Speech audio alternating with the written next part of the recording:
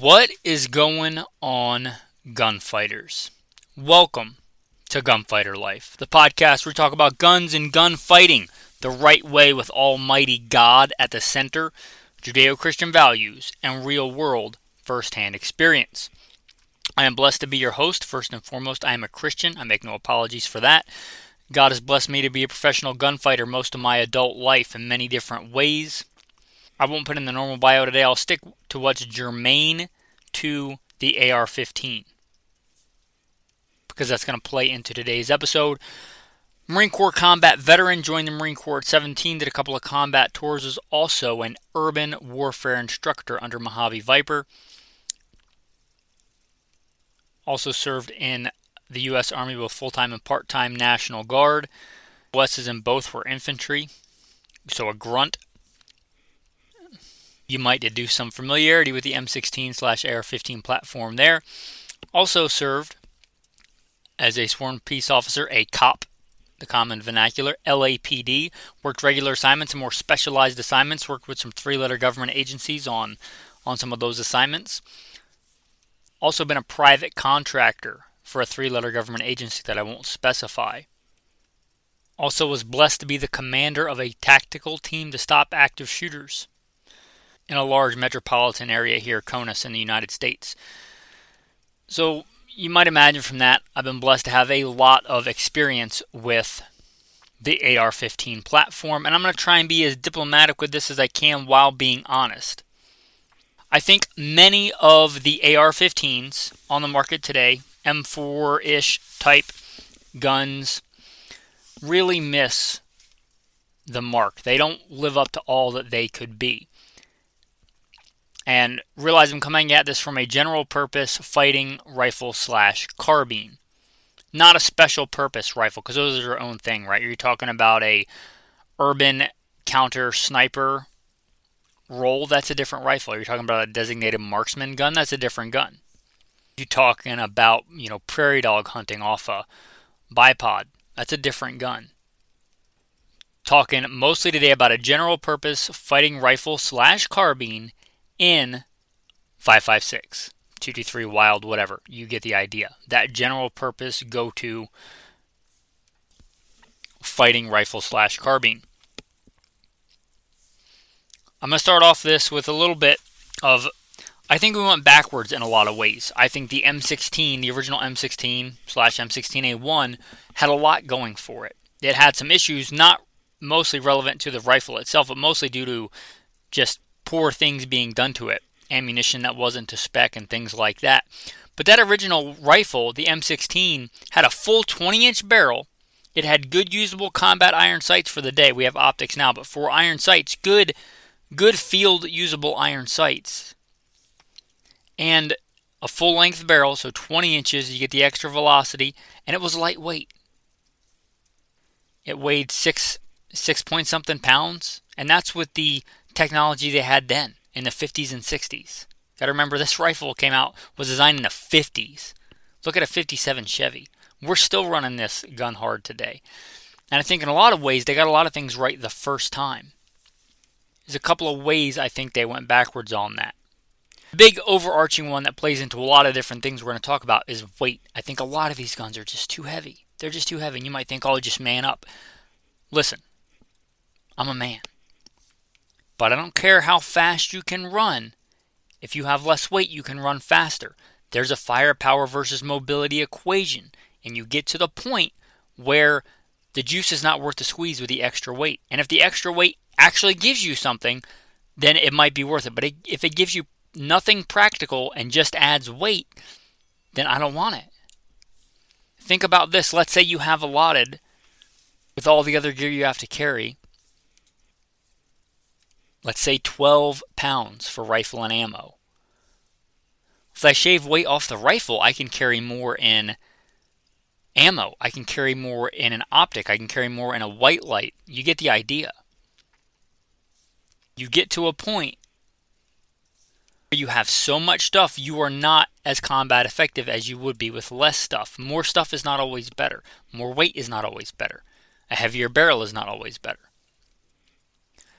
Well, we see a couple of changes, and I was a Marine. I had really a lot of good things about Marine Corps riflemen. I was an expert rifleman in the Marine Corps, qualified expert, even qualified expert with that old beat up, I believe M16A2.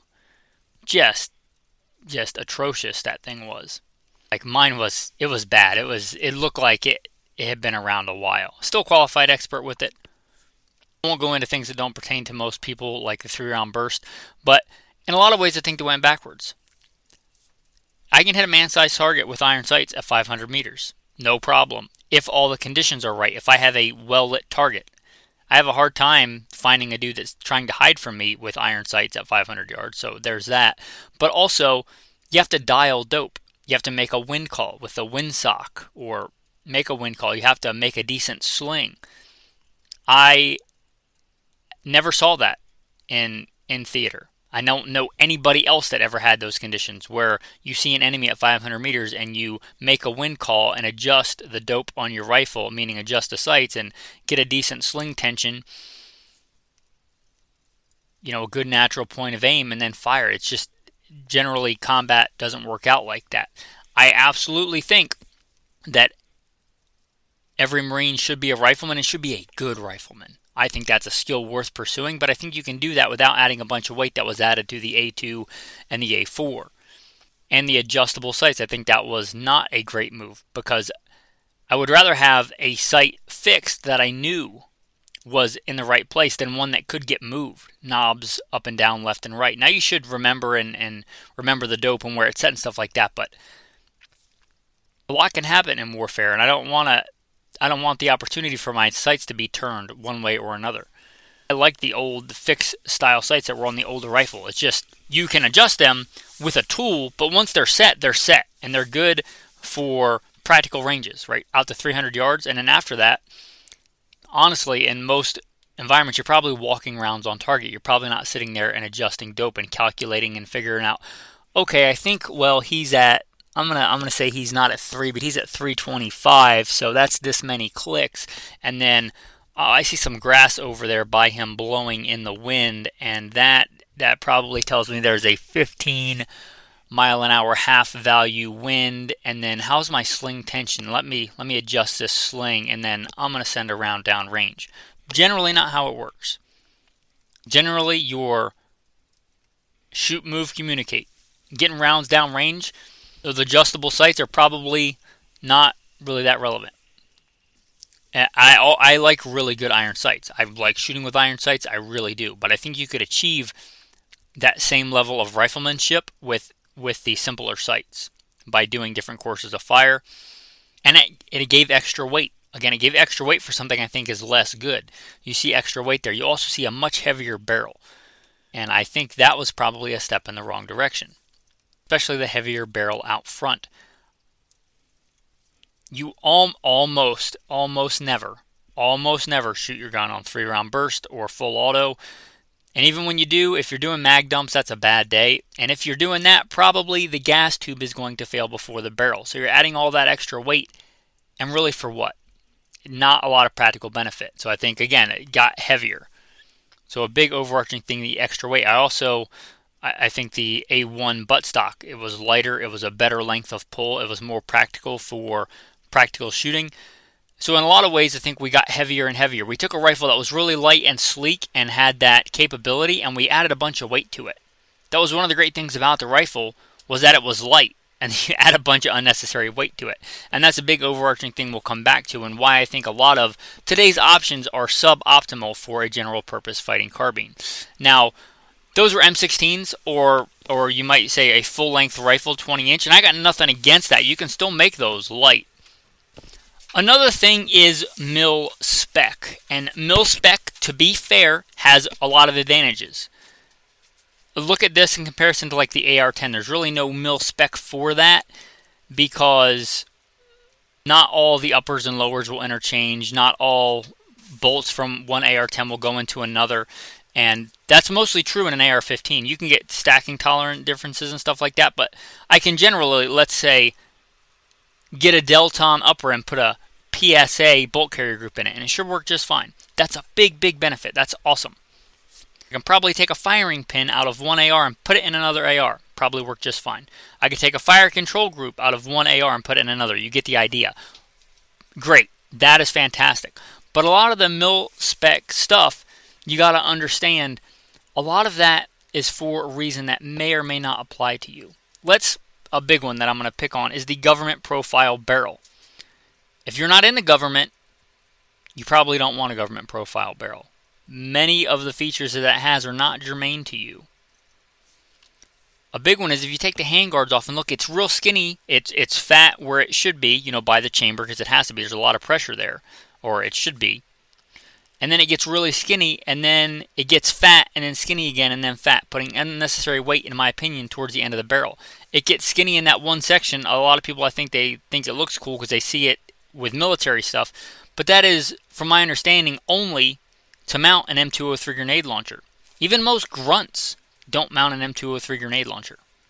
Even for most military, I think that's a bad idea. I would say just issue that profile barrel to the ones you're going to mount an M203 on. It's not like in the field they throw you a grenade launcher and say, hey, Private Smith, throw this on. You're a grenadier today. It's not how that works. It gets done at an armory level, so not all barrels need that. And especially, and not that you can't have an underbarrel mounted grenade launcher as a civilian, you could, but you probably don't. So why that barrel contour? It's a lot of superfluous steel. And again, where the pressure is greater, further back, the barrel is thinner. So I don't know that you're gaining anything, unless I'm missing something from an engineering metallurgy standpoint, and I might be. The government profile barrel, unless you're mounting a grenade launcher, no. But sadly, because it's what the military uses, and people think, oh, the military uses it, it must be good. That's kind of the default. You see a ton of government profile barrels. And just why? Just keep turning it on the lathe and make it lighter and handier. That's a big issue with the mil-spec. Another one, phosphate coating. You might call it parkerized, but I think phosphate is the actual thing, like on a bolt carrier group for it to be mil-spec. I think this was done for whatever reason, cost savings. I think the original, the OG, BCG bolt carrier, the OC BCG, baby. The old school bolt carrier group was chrome lined. I don't know if it was cost savings or whatever, but chrome lining is an old finish, and it's really, really good and really, really slick. And when you have a gun that goes to the bathroom where it eats, dumps that hot, dirty gas through and in the bolt carrier group and chamber, I don't want a sticky surface for stuff to get stuck to. I want a slick surface. That old chrome bolt, fantastic. And I don't think that was ever mass military adopted, but I think the original version had a chrome bolt. I don't know if it was cost or just hard to mass produce, but that's a really good finish. Today, we have really good finishes I think that are much better than phosphate. Again, phosphate was probably a decent option at the time, but you're talking 50, 60-year-old technology. Nitride, like good QPQ, quench, polish, quench, nitriding is a fantastic finish. It is superb. I would much rather have that on a bolt carrier group than the phosphate. But because the military uses phosphate and it's just mass produced, I think it's kind of the standard. But if you can get nitride, I would rather have a good nitride than a good phosphate. And I think nitride might be cheaper. So I'd rather have it. So the mil-spec there, I would rather have an aftermarket. They make even higher speed finishes as long as the metallurgy and stuff is good. But like the tin, titanium nitride, and things like that, even stepping back to the OG chrome bolt carrier groups, I think that's better in a lot of ways. Another one, this is going to play into weight, but also complexity. The forward assist. The original had no forward assist. Forward assist was added for, I think, I honestly don't know how it even got, because somebody wanted it, I think. Or a panel or a team or a commission wanted it, I think. I don't even really know because of all the training I've had, and you heard a little bit about the bio, of all the schools I've had, of all the different military, police, private contracting, schools that I've been to, training I've been to, I've never ever been taught to use the forward assist for a malfunction. I'm not going to lie, I will use the forward assist in an admin load because why not? It's just added and the gun already has it. So like an admin load. Insert magazine, hit ping pong paddle, slap that forward assist just to make sure the bolt is all the way home and injection port cover closed for an admin load. Like I'm in garrison, I'm loading up my gun, pre-mission, Okay, why not hit the forward assist? Because it's there.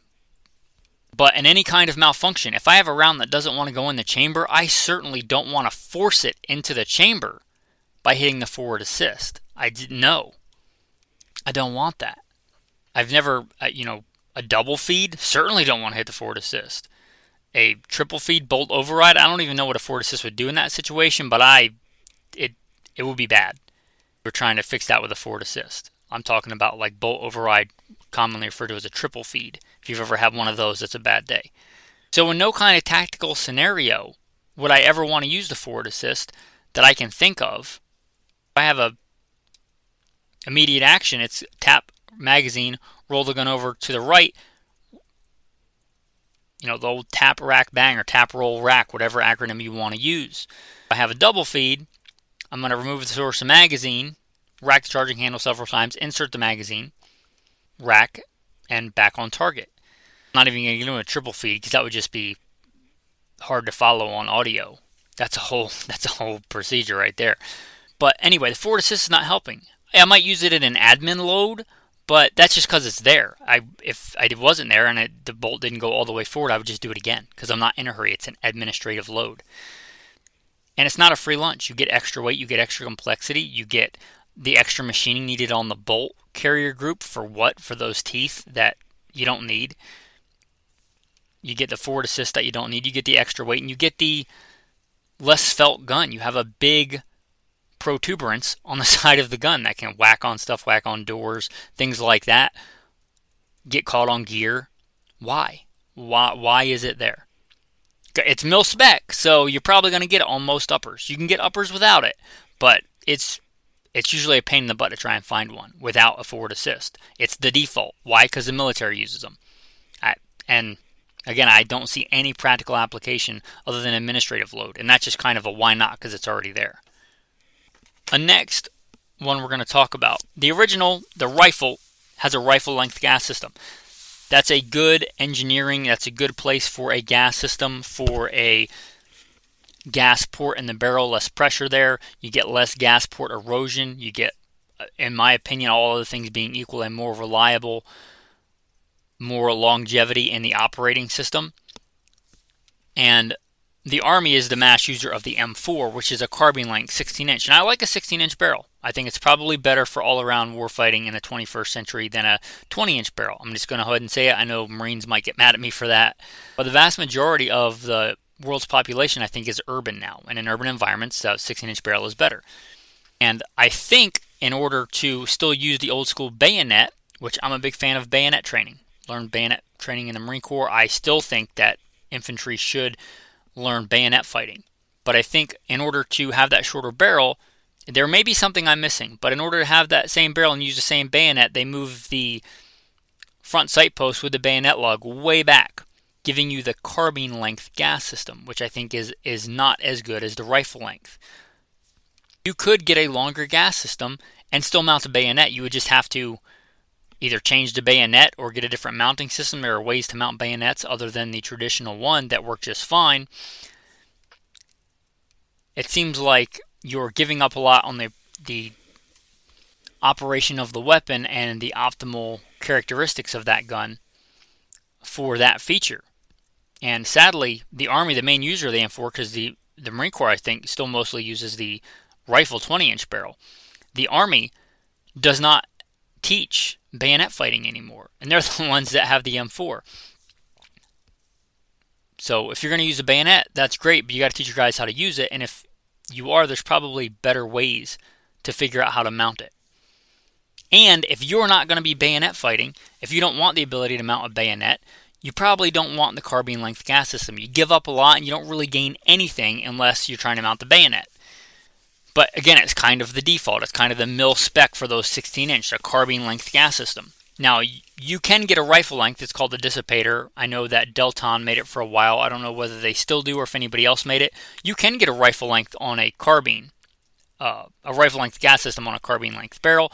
There's a lot of advantages to that, but they're not very common. What is fairly common on the civilian side, and I think is much better, is the mid-length gas system. I think there's a lot of advantage there. You drop some pressure, you drop some heat, you get less gas port erosion, more longevity of the system. Just a lot of advantages there. again, they're not super uncommon, but they're not as common as carbine. I think those should be more common. Those are more optimal, I think, than a carbine length gas system. Now, if you go even shorter, that's where the carbine length makes sense. If you're going to like a 11.5, 12.5, I wouldn't go any shorter than 11.5. I think you get to the point of diminishing returns there as far as ballistics. If you're talking about like a strictly CQB truck gun kind of setup. But then the carbine length makes sense. But for a 16-inch, mid-length, I think, makes a lot more sense. The next one, I like a simple fixed stock.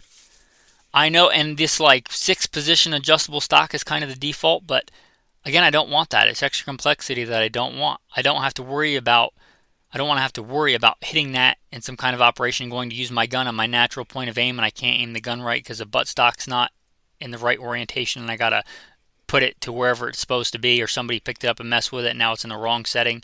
I don't want 6 settings. If it's going to be adjustable, I like it straight open and closed. Just give me an open, closed. You can't fold it anyway because you need the buffer tube. If you do fold it, you can't fire it like that because of the nature of the design of the traditional direct impingement Ar15. Are you really making it that much smaller by collapsing the stock? And I want one fixed size. I even like the old school, again, M16A1 fixed stock, where I like a simple open and closed. I don't want the different positions. I don't want to, have to worry about what adjustment it's on. Again, but they're kind of the standard. They're kind of the standard M4 buttstock, so that's probably what you're going to get. More complex buffer tube, more complex stock. I would just like a fixed. You could make it even more minimal easily than the old A1 stock. And I like that length of pull better than the A2. I think it's too long. You might say, oh, it's for body armor, it's for this, it's for that. But the Marines still run fixed stock as far as I'm aware. 20-inch guns for CQB, for body armor, for all the stuff. So fixed stock is obviously not that big a problem, and it has a lot of benefits, especially if you're using it for a weapon, which Marines like to do.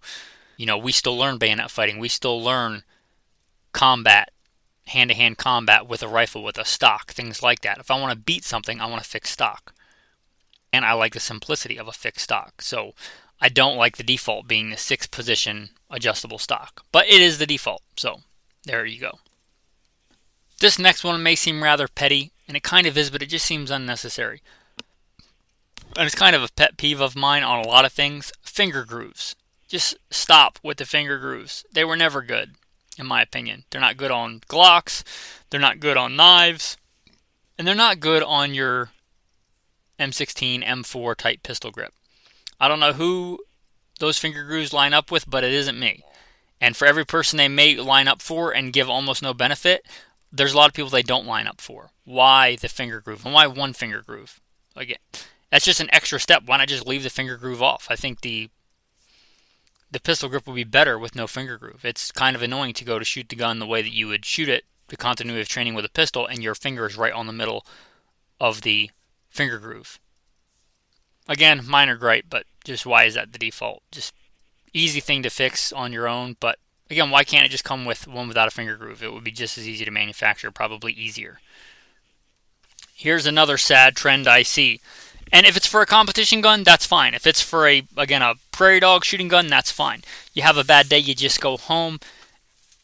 It's a real bad day in competition if somebody dies. I don't know if that's ever happened in competition unless they had like a heart attack. But if it's for a fighting rifle, it's your truck gun, it's your home defense gun, you're a professional gunfighter, it's your go-to fighting rifle, backup iron sights. I see so many of these civilian guns not coming with backup iron sights, and then people not putting backup iron sights. I was looking at a used AR the other day in the store, yesterday actually. Actually thinking about buying it because I think I need a... Well, if you're not aware, when I went to Alaska, I put some stuff in storage, like locked, guarded storage place, and stuff still got stolen. It is gone, so I'm looking to replace some of the truck guns. I was looking at another AR, but that's neither here nor there. I really don't want to dwell on that or I'll start getting angry. This AR was like well kitted out. Had all kinds of bells and whistles. The person had run it, obviously, and it had no backup iron sights. And it was set up like a fighting gun. Like, what are you doing? Do you really trust your life to something with batteries? Really? How many times in your life has something with battery fail? How many times has that happened to you? Happened to me a lot. Now let me ask you this. If that battery failing caused you to die, yeah, backup iron sights. There's a lot of really good backup iron sights. Just a Magpul flip up iron sights are good. They're not crazy cheap. You're talking about probably adding an extra $100, but come on, how much did that rifle cost? And don't you want the ability to shoot that gun co-witnessed in a combat situation? And you can just have a flip up backup iron sights. You can have 45-degree offset, and I like running that for an LPVO because I should say obviously, but maybe it's not obvious. You generally can't co-witness with an LPVO, and you want those things out of the way. I like a 45-degree offset. Been running them like that for a long time. If it's a non-magnified optic and I can co-witness, I like the military just front sight post. That thing is a beast. I've never seen one of those things like move or be broken. They're just a tank. And I like the co-witness. I like that with the optic, if we're talking a flat top upper. And I like a flip up rear sight so I can get a true co-witness. A lot of benefits to that. One big one being if I'm doing my pre-combat inspections, my pre-mission checks, whatever you want to call it. And I can literally look and see that it's zeroed because my iron sights are zeroed and my, let's say, red dot is zeroed. I should be able to look through the rear sight and that dot should be dancing right on the very top of the front sight post. And if it's not, I know, oh, something is not kosher with that sight system. Probably don't want to use the red dot. Probably just want to turn it off because if I go to make the hostage shot, I might shoot the wrong head because that dot's not in the right place. Right? That's a big benefit to that. But a lot of these guns aren't even coming with iron sights. Put on the iron sights. Or if you're choosing between a cheap optic or decent iron sights, because there's a lot of that have that option, go with the good iron sights. I would take good iron sights over cheap optic just all day long. If it's for a fighting gun, if it's for, again, a competition gun, a red dot's fine. If the red dot goes out, you just either forfeit that stage and put in new batteries, or you're done competing for the day. I love competition shooting, but if lead's coming back at me, I don't want to trust the batteries. No matter how long they're supposed to last, that's under optimal conditions on whatever optimal setting is. That's not in the back of your car in the heat of summer. You ever open up something that's been in your car and the batteries are exploded or have exploded? Yeah, that's a thing. Have you ever had something get so cold that the battery won't emit electricity? That's a thing too. So I like something, solar backup is okay. I like an etched reticle, and I like predominantly tritium fiber optic. That's probably the best. But a lot of these like affordable red dots, they're okay, they're fast, and I'm not even saying don't use them, but if you're going to use a cheap red dot, especially gunfighter, I'm telling you, get backup iron sights. Ones that can be used immediately if the optic goes down. Again, 45-degree offset, flip up, buoys, backup iron sights, or a co-witness. Anyway, with that, another one, and this is kind of on the sighting system, the optics. A lot of them are just too big, and I was an early adopter of the LPVO. Way back in the day when I was doing 3-gun, I put them on my AR, and I thought there's a lot of really good practical application. Around the same time, I was also doing missions with SWAT. I mentioned law enforcement stuff with 3-letter government agencies. I was doing that back in the day when, way long time ago in a place far, far away, marijuana was highly illegal. Today it's kind of like get it at the corner store in most places. But back then it was highly illegal. And a lot of the Mexican cartels, I shouldn't say a lot, but there was a substantial amount of Mexican cartel activity where they realized, hey, instead of trying to smuggle it across the border, we'll just drop guys in the U.S. in these giant swaths of western wilderness, and they'll grow it there. And they could be violent if you went to disrupt their activities. We're talking big, like Mexican drug cartels. So we were tasked with locating and destroying that stuff. I thought for that type of mission, LPVO makes a lot of sense because I could get into it in the middle of the night, up close and hairy, or I could have a really long shot, be an Overwatch. And this was back in the day where pretty much everybody was running an EOTech or something like it. Iron Sights EOTech. We're talking like in the aughts and the early teens. I was the only one I knew of in law enforcement. I'm not saying I was the only one, but the only one I knew of that was running an LPVO. So I've been an LPVO fan for a long time. And LPVOs have become a lot more mainstream, and I think that's fantastic. My issue with it is a lot of them are just obese, disgusting pigs. I like an LPVO. I like it 1 inch. A lot of these things are 30 millimeter, 34 millimeter, even bigger. When Vortex came out with that 1 to 10, I thought, oh, this is awesome. A 1 to 10, I get a true 1X for up close fast stuff, and I get a 10X. That's like a true designated marksman magnification. I mean, that's what U.S. snipers have been using for a long time, 10X. And I go actually handle the optic. That thing's ridiculous. It's huge. If again, it's for a dedicated, like DMR AR, fine. But if it's for a general purpose gun, no, it's just too fat and heavy. It might work if you're shooting from the prone with a rest at the range, but what about if you're operating urban rollover prone? Like where you're trying to shoot underneath a car sideways and that big, fat, heavy optic is just wanting to pull the gun down. Like those things are huge, and that's not the only one, but it's a big and heavy. I would take a really good, clear, lightweight 1 inch 1 to 4 over a giant pig of a 1 to 8 or a 1 to 10. A lot of people, I think, just buy stuff what's on paper. Oh, it's a 1 to 8, it's a 1 to 10, it must be better. But not for practical purpose, not for a go-to fighting rifle for all kinds of stuff. Again, for shooting off a bench, for shooting small groups, off a rest, yeah, it probably is certainly better. But for urban operations, for kicking doors, for things like that, no. I don't want something that big and chunky and heavy. Give me the old school 1 to 4. That's lightweight and svelte and sleek. Is not going to make the gun top heavy. I'll take that.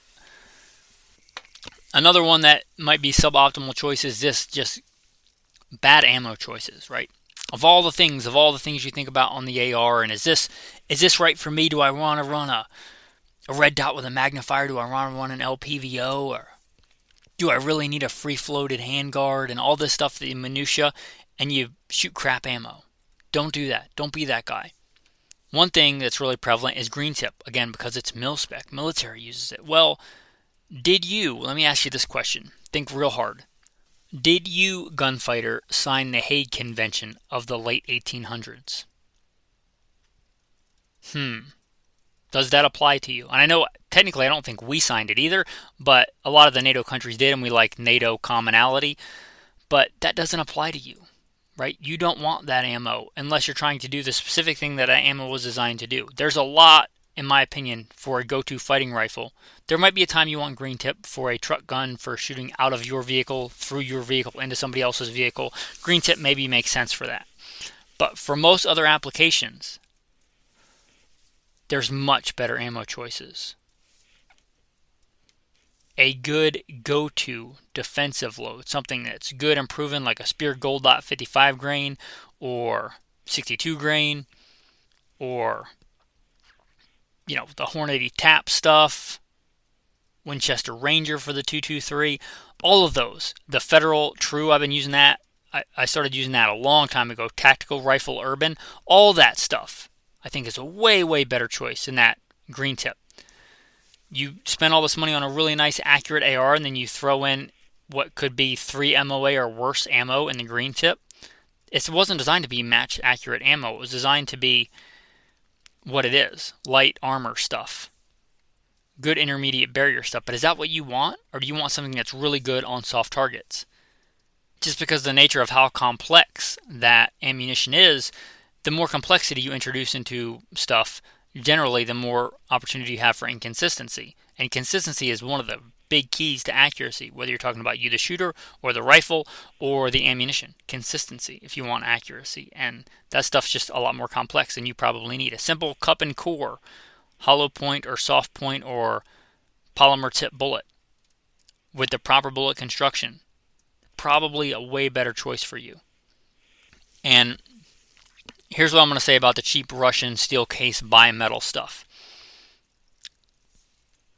You get what you pay for. And it's harder on the gun. A lot of that stuff, not all of it, but a lot of that stuff, the projectile is like a copper wash. It may look like it's copper, but take a magnet to it and it's steel. So you have a steel jacket or iron jacket, a mild steel jacket, ripping through a steel barrel at thousands of feet a second. Think about that. It's designed for copper. Copper is much softer. So, yeah. I don't want that. If it's, again, for a competition gun or whatever, where when it starts to shoot like junk, I'm just going to replace the barrel and it's fine. But for a fighting rifle, I don't want that. Maybe if you have two set up and you have one as your beater rifle and one as your actual dedicated rifle, maybe you want to run that stuff. But no. And here's another thing, talking about the softness of the brass, a regular brass case. That extractor on the back of that bolt gets slammed and works over that rim of the case every time you fire it. Right? It's not a controlled round feed, it's a push feed. It shoves over that. Well, if you look, you'll all the time see extractor marks on that brass. That brass is giving a little every time you fire it. Now, one time, not that big a deal. But I want the brass taking the majority of that abuse, because if I fire 1,000 rounds, 2,000 rounds, every time, that's less stress on that extractor. And an extractor on an AR is one of, in my opinion, the weak points. It's one of the parts that fail. And it's not uncommon for an extractor to fail. Ask me how I know. And again, if it's for a fun plinking gun, who cares if your extractor fails? It's just the end of the day for you.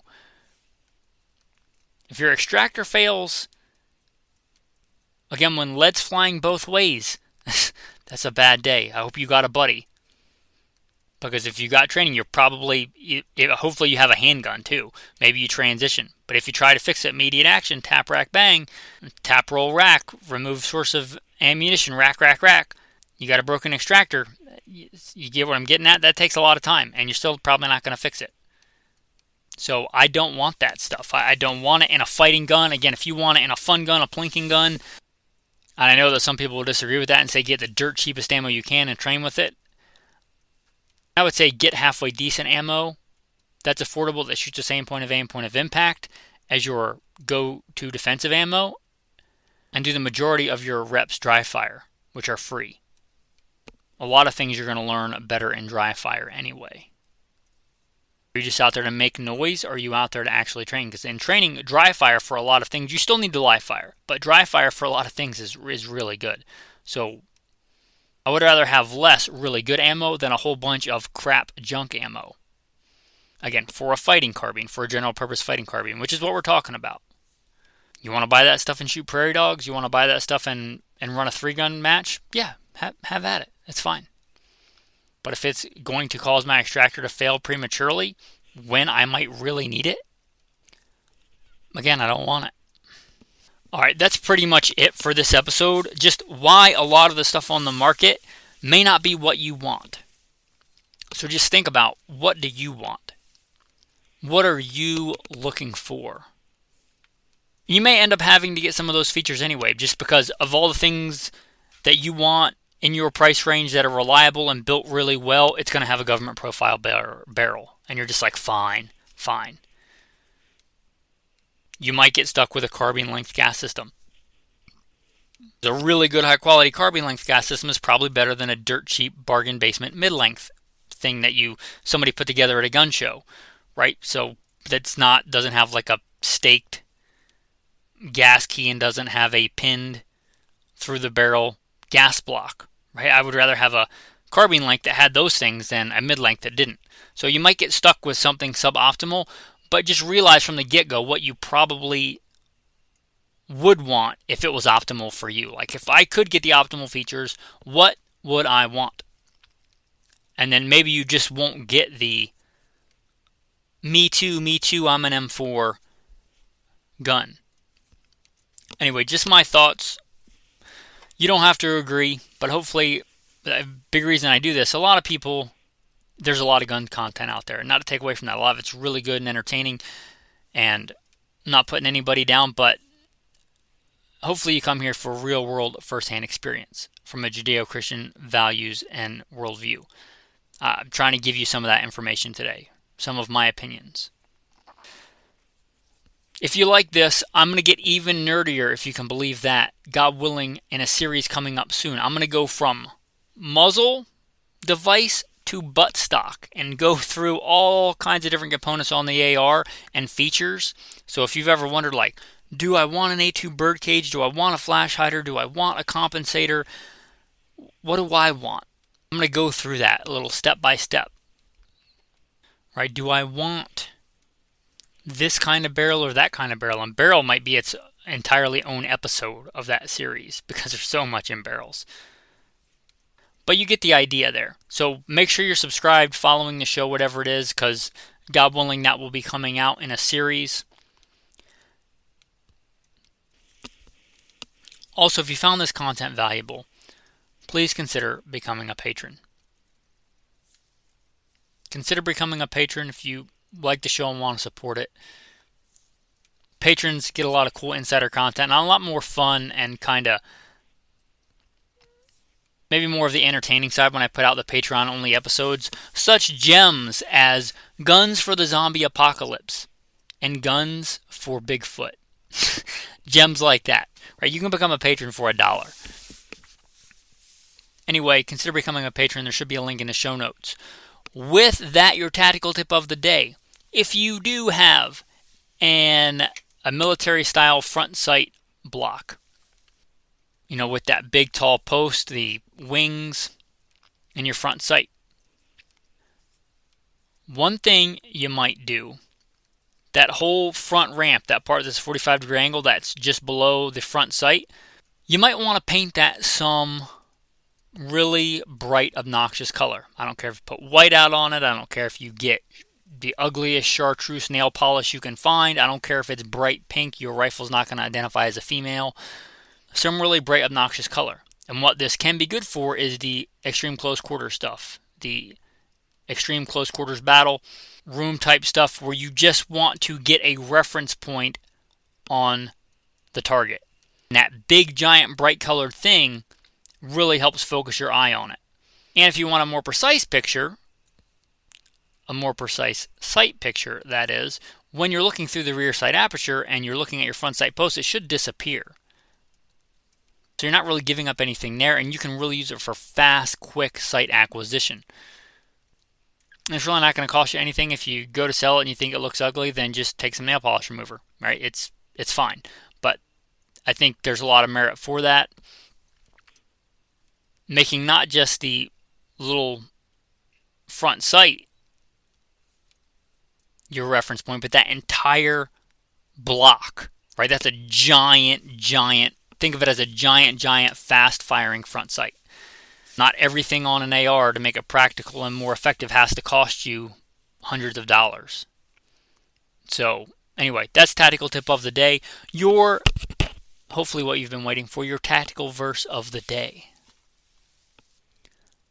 This is eternal life, that they may know you, the only true God, and Jesus Christ, whom you have sent. Man, I don't care how many gunfights you win, you're not going to live forever. At least not as we know it today. There will come a day when you face the judgment seat of Christ. If you'd want to spend eternity with God, you probably want to spend some time with Him now. If you want to follow God in heaven, you probably should follow God here on earth. Think about what's really important. Thanks for listening, and have a blessed day.